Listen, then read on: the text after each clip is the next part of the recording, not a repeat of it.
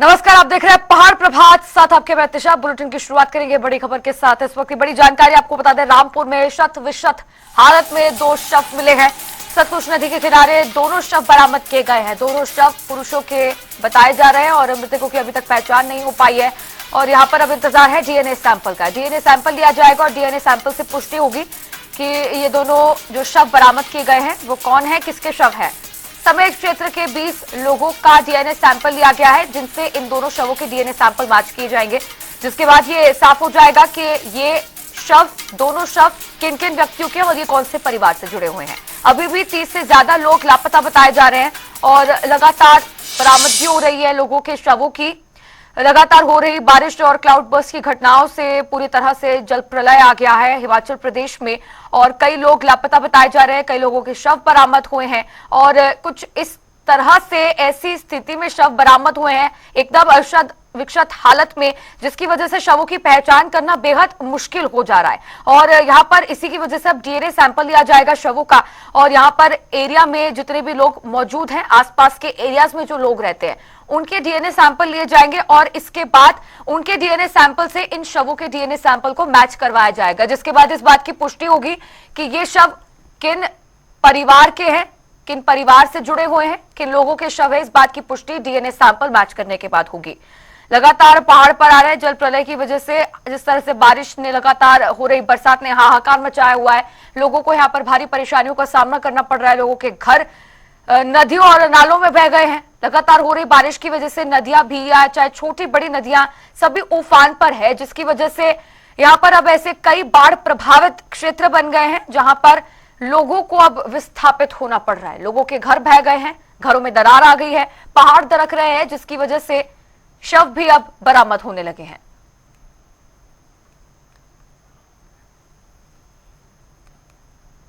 और अब बात होगी हिमाचल प्रदेश के मंडी जिले की, जहां पर चौहर घाटी में मां बेटी के 2 शव बरामद हुए हैं। दोनों के शव उनके एक क्षतिग्रस्त मकान के साथ मलबे में दबे मिले। वहीं रेस्क्यू टीम को चौथे दिन सफलता मिली है। चौहर घाटी में अब 2 लोग लापता है। यहां पर बुधवार की रात को 3 परिवार के 11 लोग दब गए थे। इनमें से 8 लोगों के शव मिल गए हैं, जबकि एक घायल व्यक्ति है उसका रेस्क्यू किया गया।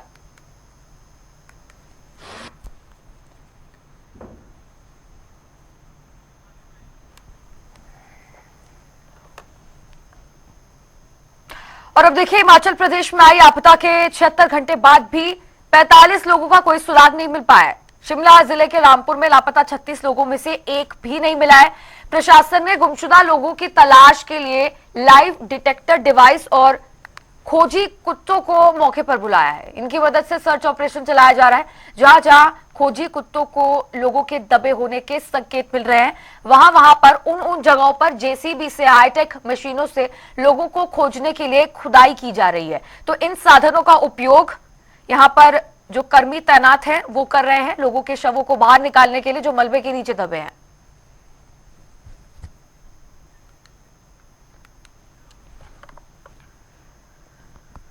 हिमाचल प्रदेश में 31 जुलाई की रात आफत की बारिश बरसी। इस बारिश से नदी नाले उफान पर आए और अपने साथ सब कुछ बहा कर ले गए, जिसमें 55 लोग लापता हुए हैं तो 5 लोगों की जान भी उन्होंने गंवा दी है। बचाव दल अपना कार्य कर रहे हैं और लोगों को रेस्क्यू करने का कार्य लगातार जारी है। पूरी मेहनत पुरजोर कोशिश की जा रही है।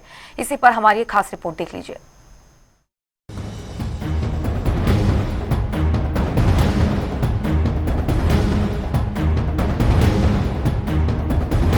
हिमाचल में गर्मियों के सीजन के बाद लोगों को बारिश की ठंडी फुहारों के लिए मॉनसून का बेसब्री से इंतजार रहता है। ये इसलिए कि मॉनसून सीजन में आसमान से धरती पर पड़ने वाली बूंदें अपने साथ हरियाली और ताजगी लाती हैं।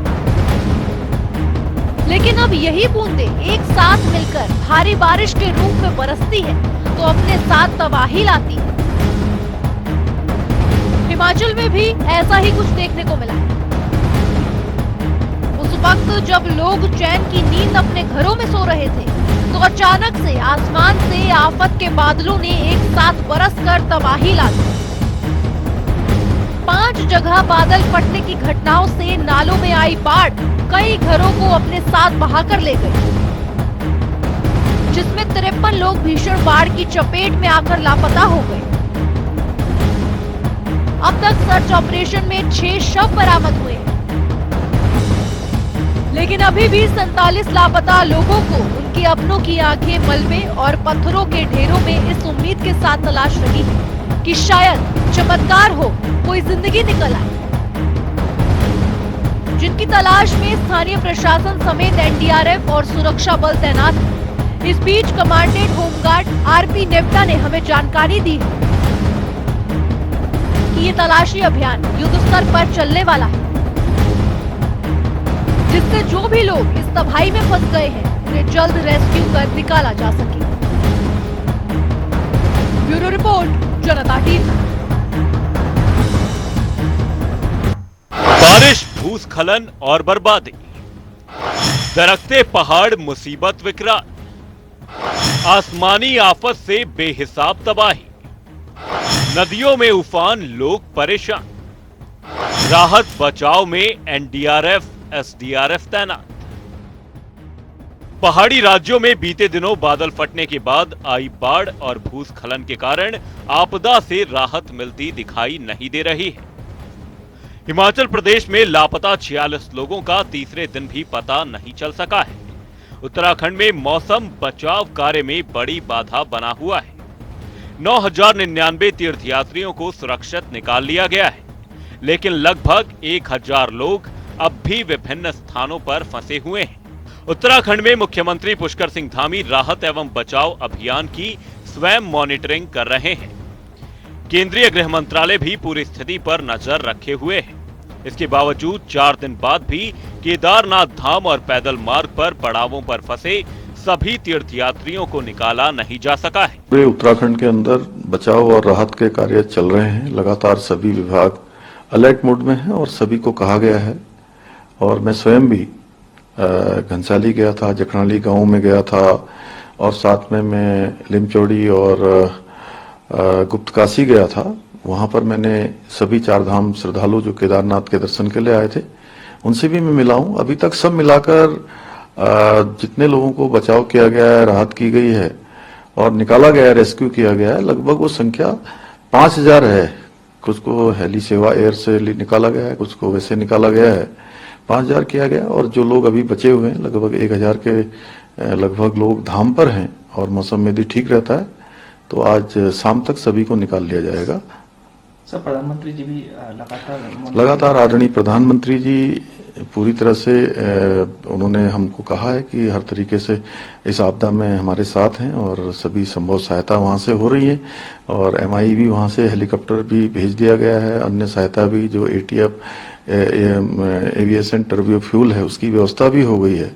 आदरणीय गृह मंत्री जी भी लगातार संपर्क में, भारतीय जनता पार्टी के राष्ट्रीय अध्यक्ष जी का भी लगातार जानकारी ले रहे हैं। हिमाचल प्रदेश के कांगड़ा, ऊना, मंडी, शिमला, सोलन व सिरमौर जिले के कुछ स्थानों पर रविवार को आंधी के साथ भारी बारिश की चेतावनी जारी की गई है।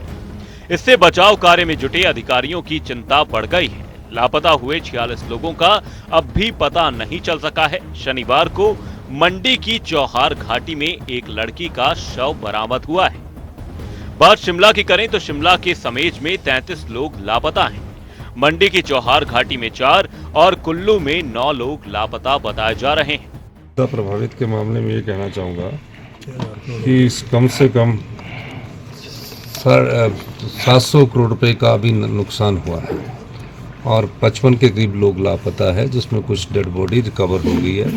अभी क्योंकि डेड बॉडी में हमने युद्ध स्तर पर कार्य शुरू किया है, हम चाहते हैं कि भविष्य में भगवान से हम यही प्रार्थना कर सकते हैं कि हिमाचल पर थोड़ा रहम कीजिए। देखिए, इस त्रासदी के कारण पूरा हिमाचल प्रदेश जो है वो चिंतित है। 1 साल पहले जो त्रासदी हुई थी, अभी उसी से ही हिमाचल पूरी तरह से बाहर नहीं आ पाया, लेकिन उसके बाद ये त्रासदी का दौर अभी इस बरसात में शुरुआती दौर में आ गया। और शुरुआती दौर में हम इस बात को देख रहे हैं कि लगभग 55 से ज्यादा लोग मिसिंग हैं, जिसमें 5 लोगों के शव बरामद हुए, 5 या 6 लोगों के, बाकी की तो तलाश जारी है। और 4 दिन के बाद उन लोगों की जिंदा रहने की संभावनाओं पर भी प्रश्न चिन्ह खड़ा हो जाता है। स्वाभाविक रूप से जैसे जैसे वक्त निकलता जा रहा है, परिवार के लोग भी व्याकुल है, हम सब लोग चिंतित है। तलाश का और उसके साथ रेस्क्यू ऑपरेशन का अभियान चला हुआ है, एनडीआरएफ की टीमें लगी हुई है। लेकिन मैं ये कहना चाहता हूं कि बहुत बड़ी क्षति हुई है, बहुत बड़ा नुकसान हुआ हिमाचल प्रदेश में इस त्रासदी के दौरान। मैं प्रधानमंत्री जी से व्यक्तिगत रूप से मिला था, गृह मंत्री जी से मिला, राष्ट्रीय अध्यक्ष जी से भी मिला, जो स्वास्थ्य मंत्री भी हैं। और मैं प्रधानमंत्री जी से जब मिला तो उन्होंने तुरंत सबसे पहले हिमाचल से इसी जानकारी के लिए मुझे बात करने के लिए कहा, जो बारिश के कारण अभी जो नुकसान हुआ है। और मैंने एक्सप्लेन किया है सारी चीज को लेकर। उन्हें उसके बाद आश्वस्त किया है कि जो भी इस संकट की घड़ी में जो मदद हिमाचल को चाहिए होगी हम देंगे। बात केरल की करें तो वायनाड में भूस्खलन प्रभावित इलाकों में 6 दिन बाद भी बचाव कार्य जारी है। खास तौर पर चूरलमाला क्षेत्र में ड्रोन की मदद से लापता लोगों की तलाश कराई जा रही है। I have been here since yesterday. As I said yesterday, this is a terrible tragedy. We yesterday went to the site. We went to the camps. We assessed the situation there.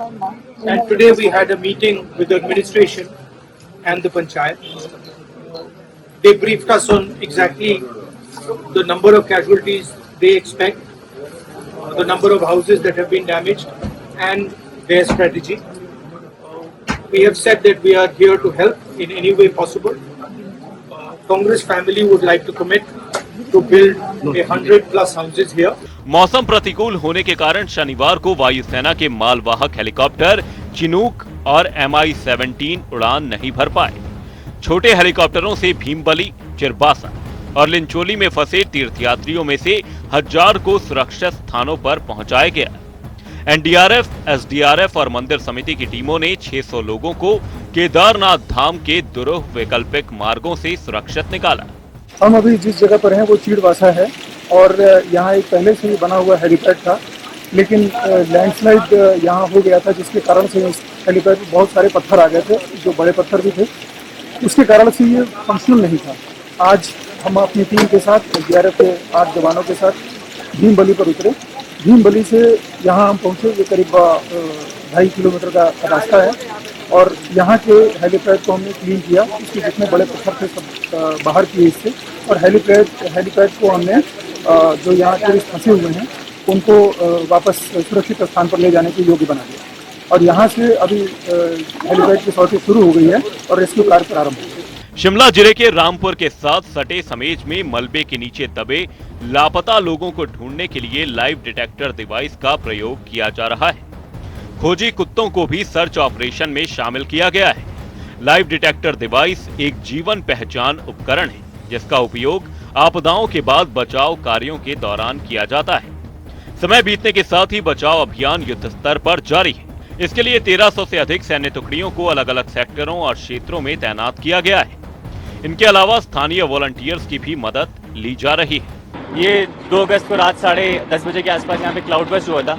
इससे हमारा एक बेली bridge और newly constructed कुपाता bridge wash away हो गया है। अभी जो access है हमारा श्रृंखला का, वो इससे हैम्पर हुआ है।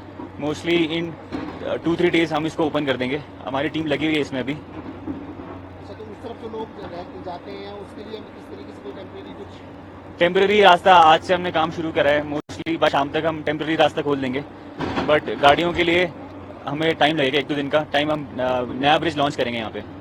बारिश भूस्खलन से आई आपदा ने जनजीवन को बुरी तरह से प्रभावित किया है। युद्ध स्तर पर बचाव अभियान जारी है। एनडीआरएफ, एसडीआरएफ की टीमें लगातार राहत बचाव कार्य में जुटी हुई हैं। स्पेशल डेस्क, जनता टीवी।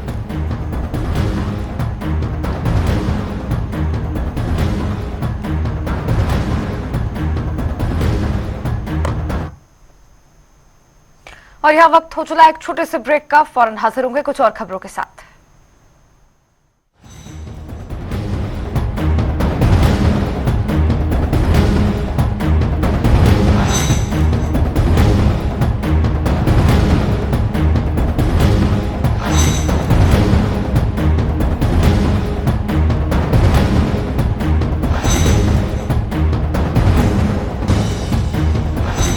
और आगे बढ़ेंगे खबरों में। बता दें, हिमाचल प्रदेश में 75वां राज्य स्तरीय वन महोत्सव कार्यक्रम मनाया जा रहा है। इस कार्यक्रम के तहत नाहन विधानसभा क्षेत्र में भी पौधारोपण कार्यक्रम का आयोजन हुआ। तो वहीं कांग्रेस विधायक अजय सोलंकी ने इस कार्यक्रम की अध्यक्षता की। उन्होंने आंवले का पौधा रोपकर पौधारोपण कार्यक्रम का शुभारंभ किया।